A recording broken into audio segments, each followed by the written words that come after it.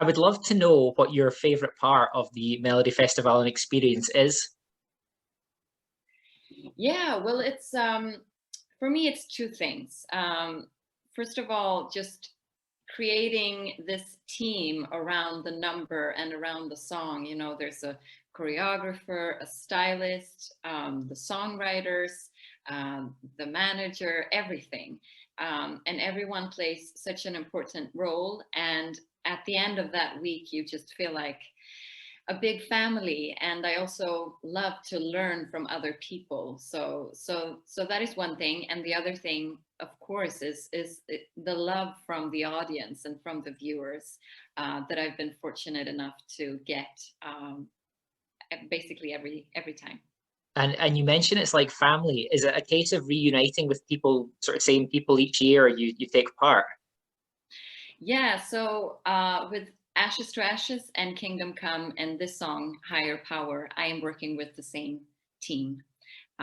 So it's lovely to reunite, and it's lovely to have the same goal and to work towards that goal very hard and just doing it together. Fantastic. Um, Obviously you're up in the fourth heat, so you've still got a couple of weeks. Um, does that kind of add to the nerves, the fact that you're up in like the last heat of new music? It does. It does. So the with Ashes to Ashes and Kingdom Come, I think I was quite early. I think I was in the second show or something, and so this time it's really a buildup of anxiety and nervousness, and just watching all these amazing artists perform. And yeah, I. I perhaps I shouldn't be watching, but I can't help myself because I love the show so much. I mean, why wouldn't you? I think you want to kind of scope out the acts to beat as well. Sure, Uh, yeah. so obviously for Higher Power, you have reteamed with Thomas Gison and Bobby Lundgren. Um, how does that come about? Do you contact them and say, do you want to write a song, or do they come to you and say, we've kind of got something that you might be interested in?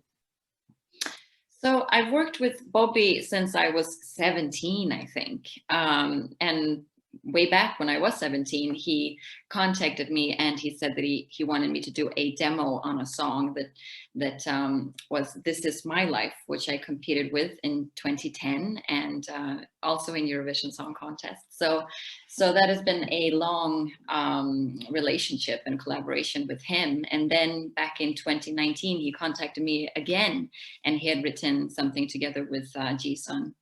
And then in 2020, he contacted me again and said that he'd written something together with Jason, and the same this year. Yeah, So, there's a pattern. so there's a pattern, and they basically contact me, and I'm very reluctant at first, and I'm like, oh, but then I hear the song and I fall in love, and then I just have to do it.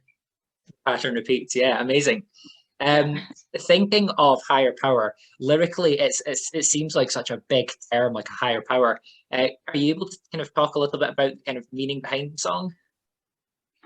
So my goal as a songwriter is always to try to instill hope in people listening to my music, and just trust and faith in the future. And because it's hard to be a human being, I've been through a lot of stuff, and what I go to is music to help me get through hard things. So that's what I want to convey with my music. And it's the same with higher power. It's about some kind of force that just comes when you need it the most, and just makes you pull through and make it another day through something difficult. So, I mean, it sounds quite sort of grand, but in essence, it's maybe quite a grounded sort of getting through these daily struggles and daily challenges sort of vibe. Sure. For me, it's both grounded and grand. Yeah. Sonically, is it kind of sort of similar mold to Kingdom Come and Ashes to Ashes, with a sort of maybe country feel, some might say? Yeah, I'm hoping that you will see the coherence between Ashes to Ashes, Kingdom Come, and Higher Power, because to us, it's really some kind of a trilogy. And I think that we're going out with a bang. So I hope that you will recognize my songwriting and my vocals and the kind of country touch that we have to everything that we do. It's very exciting. I know obviously you can't say too much, but is there any kind of little hints you can give me about the staging and the sort of setup, the lighting? How's it going to look? So the creative producers behind the number are Dennis Bruckner and Stein Odenstål, and this is the third year that I'm working with them, and I just love them to pieces. They are such an inspiration to me, and they've made me grown so much as an artist. And I can't really tell you that much. However, I think you're in for a treat. Okay. You're in for something special that hasn't been done before. And yeah, we're giving you a show. Okay, I like it. It's so difficult doing the interviews beforehand because obviously you're put in quite an awkward position where you can't say too much, but equally so, you know, we need to ask. Sure, absolutely. Yeah, I get it. You mentioned you've watched the first two semi-finals, or the first two heats, I should say. Who's been standing out for you? Is there anyone that you've watched and thought, oh my God, they're amazing? Well, to me, it's Cornelia. I think she has an amazing song. I'm actually friends with her songwriters, okay. And I know her a little tiny bit. Yeah, she sings very beautifully. I think it's a very nice number, kind of laid back and very just, she doesn't have to do much to touch people. And I think that that's amazing. So yeah, I love her. Fantastic. Going back to the sort of writing process for the song, do you kind of have Eurovision in mind as you're writing these, or do you just kind of think, I want to produce a fantastic song and hopefully that will speak for itself at Eurovision? So every time Bobby calls me, I know that this is what he wants to do. But so usually they write the melody and they have a track for me, and I write the lyrics, and maybe I change some melody things. But writing lyrics, I always just write what comes to me. It could be from a movie that I just saw, or a book that I read, or something that I went through myself. So I can't really decide the theme of the song beforehand. It just comes to me when I hear everything else. And with Higher Power, they sent me the track, and actually this happens to me every once in a while, that I just finish the lyrics very, very quickly. I think I was done in 15 minutes or something.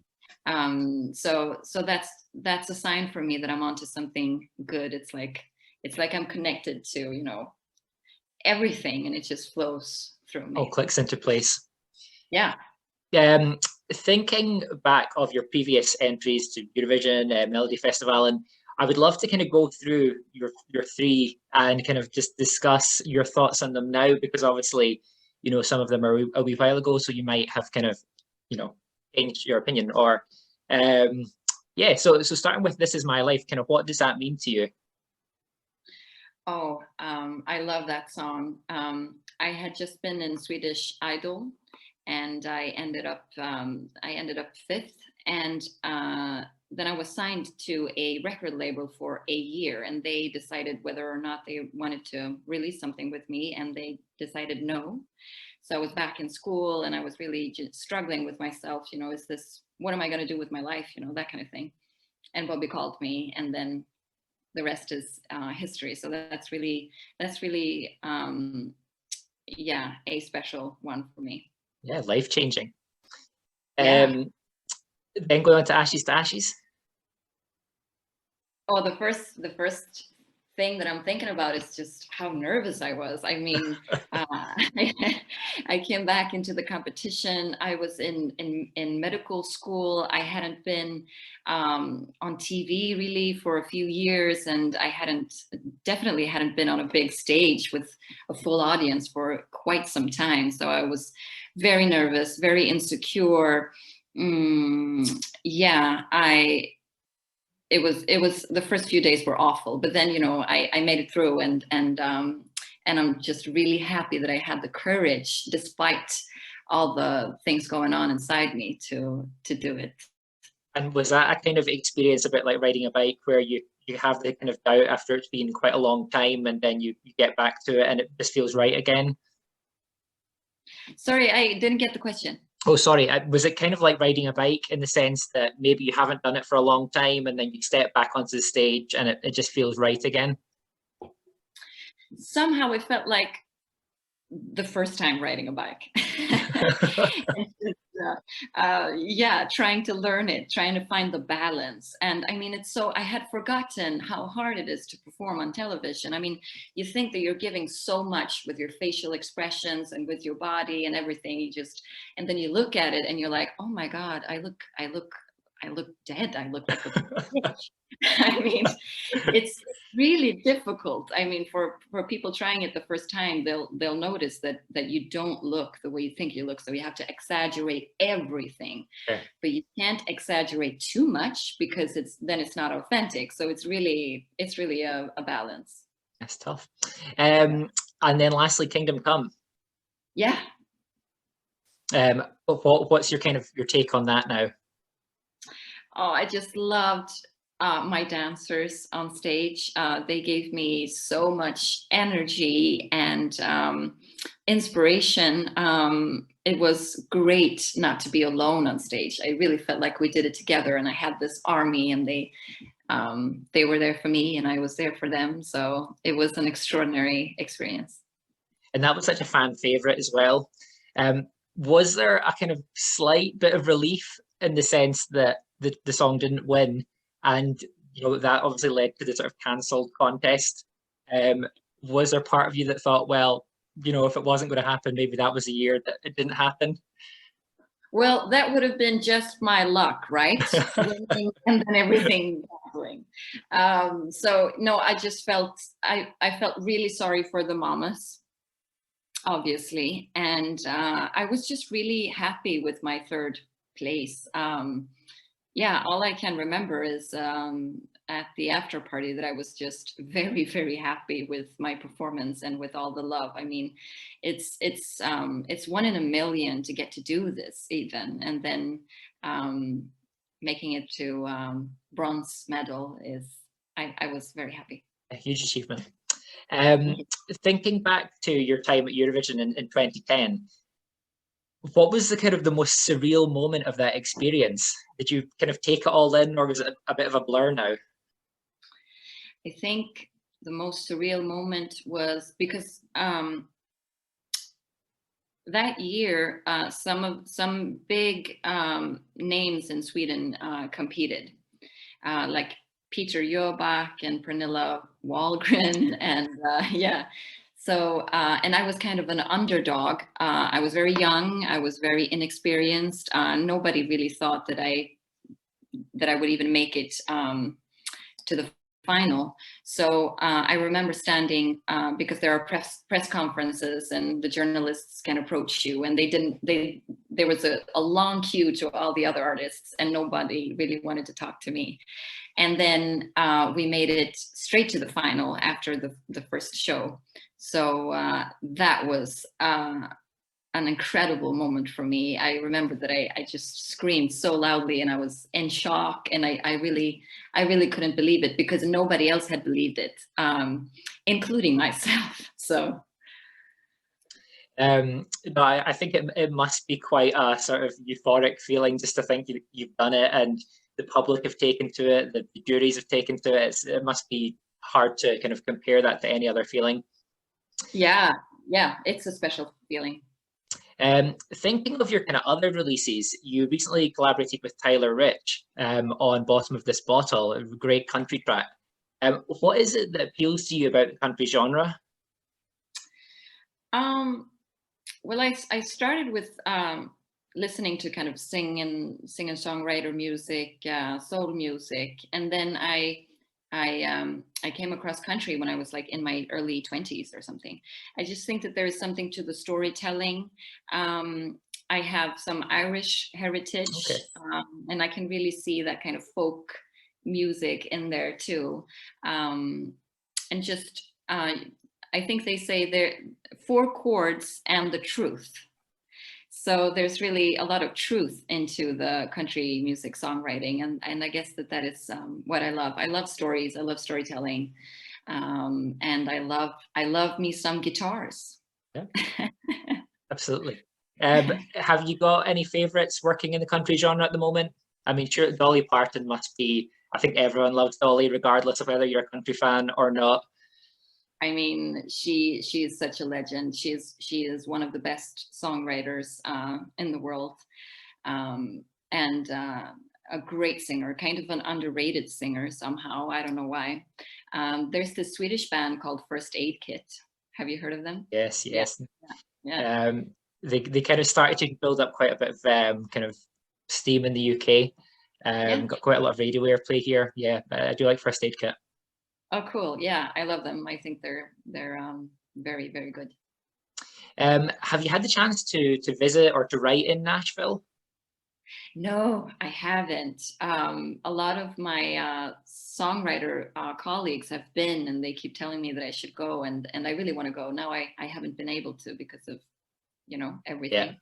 Yeah. That thing. That thing. But yeah, it's a dream to go. But you know, when I write music, I like to write with the same people. So I basically have like 5 or 6 songwriters that I really like to work with, and they know me and I know them, and they know what I'm capable of and what I'm not capable of, and they know my vocals and everything. So getting into a room with new people, trying to write about things that matter to you, and you try to always you have to try to impress people to make them want to work with you. So I think that it would be a cool experience, but I don't think that it's something. I mean, I really don't like working with new people the first time. Yeah. So we need 5 plane tickets, essentially. Exactly. Thinking now more about Sweden. I mean, I've had the chance to visit Stockholm as a tourist. Is there anywhere else in Sweden that you would say is a must see for any kind of Europeans that maybe haven't had the chance to visit? Well, we have some beautiful nature if you're into that. I think I come from a county called Sörmland, South Man's Land. Okay. And there's some beautiful nature there. A lot of lakes, a lot of forests, and just a beautiful landscape. So that is where I go when I need a timeout. I just go into that nature. It's actually half of Stockholm is that county, Okay. but then it goes on south, and some beautiful cities, and yeah, just beautiful nature. Yeah, a nice escape. Yeah. Next question is an interesting one. Is there any secret talents that you possess that people may be kind of amazed to find out? No. It's all out there. I try to play tennis. I've been playing it for since I was a kid, basically every summer, but I never end up any good. So that's not a talent. I've started shooting clay pigeons. Okay. With shotgun. Yeah. And that might actually be a talent, because it turns out I can actually I'm quite a shooter. I mean, that's a handy skill to have. Yeah, you never know. Absolutely. Safety first. I would love to know who are you listening to at the moment yourself for your own enjoyment? Let's see. I have to look at my Spotify list. Hold on. Chris Stapleton is one country artist. Let's see.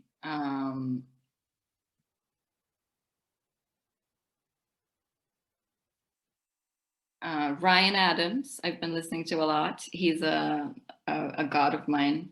Bon Iver. Yeah, that's what's on my playlist. Okay.